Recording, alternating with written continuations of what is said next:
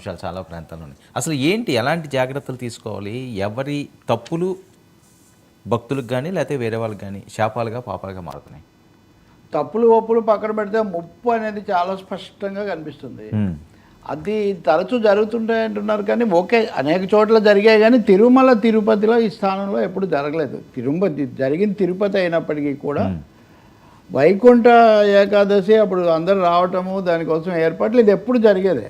నాకు సన్నిహితులైన వాళ్ళు కూడా ఏదో ఒక రోజు వెళ్ళి కనపడాలి అనుకోవటము, ముందు రోజు కాకపోతే రెండో రోజున అవకాశం కోసం ప్రయత్నించడం ఇదంతా తెలిసిందే. దీన్ని ఇంకా ఎక్కువ మంది పాల్గొని కొంచెం తగ్గించడం కోసం ఒక 10 రోజులకు ఏదో పెంచి ఇట్లాంటివి చేస్తే దాన్ని నిర్వహించడంలో ఖచ్చితమైన వైఫల్యం అనేది స్పష్టంగా కనిపిస్తుంది.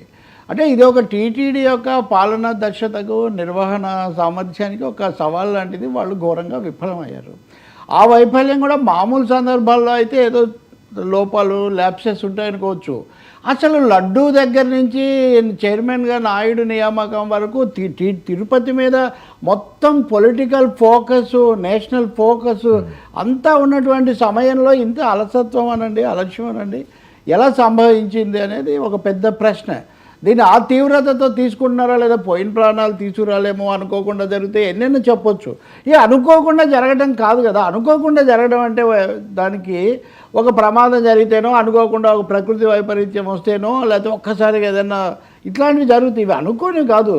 భక్తులు చాలా ఎక్కువ మంది ఎదురు చూస్తున్నారు. ఒక్కసారి ఆయన ఒక్క క్షణమైనా చూడాలి అనే కోణంలో తెలిసి వాళ్ళని అక్కడ పెట్టింది వీళ్ళే. ఓ 9 కేంద్రాల్లో 94 కౌంటర్లు ఏర్పాటు చేసి పెట్టి మళ్ళీ వీళ్ళందరినీ బైరాగి పట్ట అక్కడి దగ్గర పెట్టి పట్టాడా.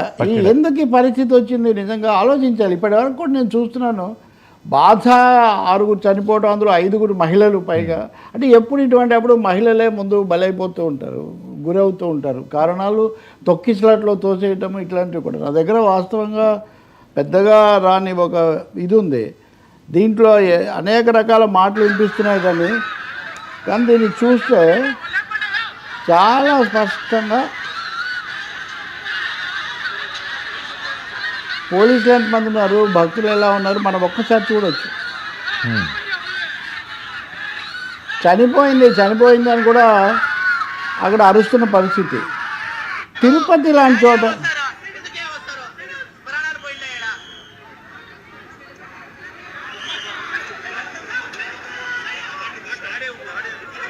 ఇద్దరు పోలీసులు కనిపిస్తున్నారు. పోలీసుల వైఫల్యం అంటే పోలీసులు ఎంతమంది నియమించారనేది కూడా ఒక పెద్ద ప్రశ్న.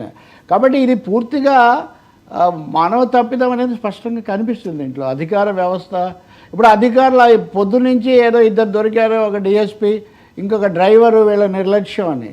సో ఇంత తొందరగా ఎవరినో బకరాలను చేయడం కంటే కూడా నిజంగా చిత్తశుద్ధితో భక్తితో ఆలోచించడం చాలా మంచిది. మాట్లాడితే భక్తి ప్రపత్తులు ఇవన్నీ అనేవాళ్ళు భక్తుల ప్రాణాలకు ఎందుకు ఆ మాత్రం భద్రత కల్పించలేకపోయాం మనము. అనుకోకుండా జరగలేదండి, ఇది చాలా కీలకమైనది.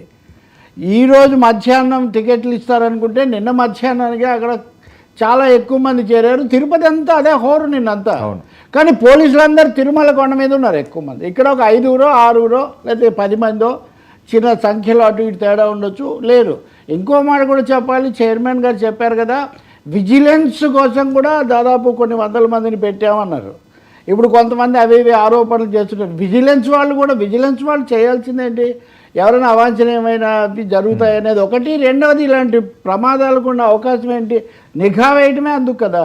సో నిఘా వైఫల్యము, నిర్వహణ వైఫల్యము రెండు కూడా కలిసి ఈ పరిస్థితికి దారితీసే అనేది చాలా చాలా స్పష్టంగా బాధాకరం. అది నేను అంటుంది, ఈ మధ్య 2-3 ఇట్లాంటి ఘటనలు జరిగి ఒక